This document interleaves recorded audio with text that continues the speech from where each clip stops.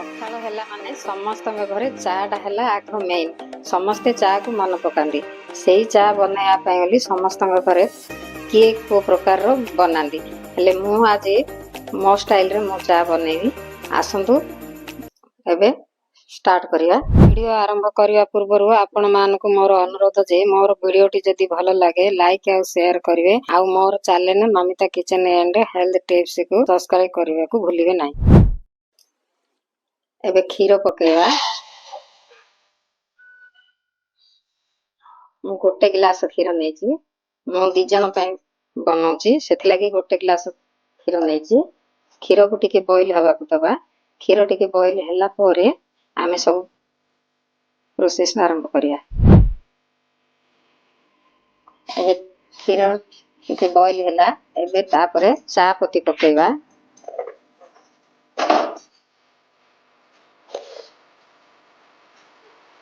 ମୁଁ ଚା ପତି 2 ଚାମଚ ପକେଇଛି।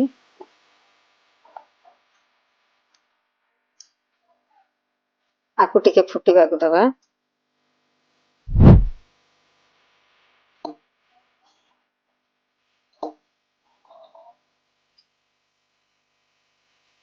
ଏମିତି ଆକୁ ମଝିରେ ମଝିରେ ଏମିତି ଘାଣ୍ଟିବା। ଘାଣ୍ଟିଲେ ଆର ଟେଷ୍ଟ ଅଲଗା।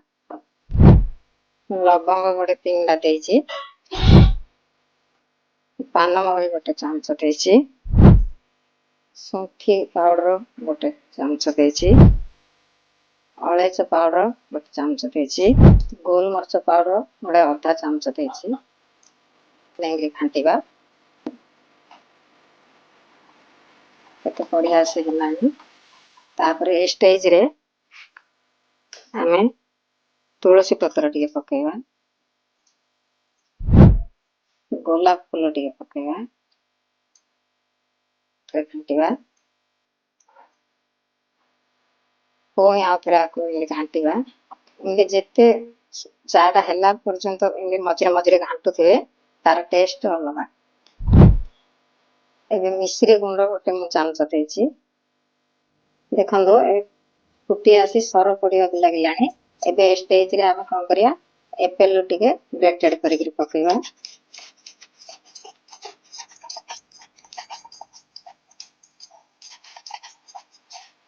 ଏପେଲ ଟା ପକେଇଲେ ଆର ଫ୍ଲେଭର ବଢିଆ ସେ ହବ। ସେଥିଲାଗି ମୁଁ ଏପେଲ ଟିକେ ପକେଇଛି। ବଡ ବଡ ହୋଟେଲ ମାନଙ୍କରେ ଏମିତିକା ତିଆରି କରନ୍ତି। କଦଳୀ ଟିକେ ପକେଇବା।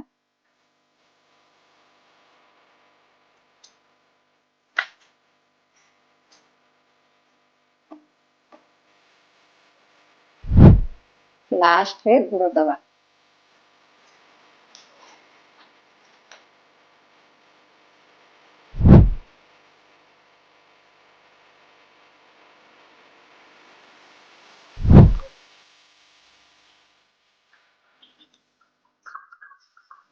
ଥରେ ଏମିତି ଚା ବନାନ୍ତୁ।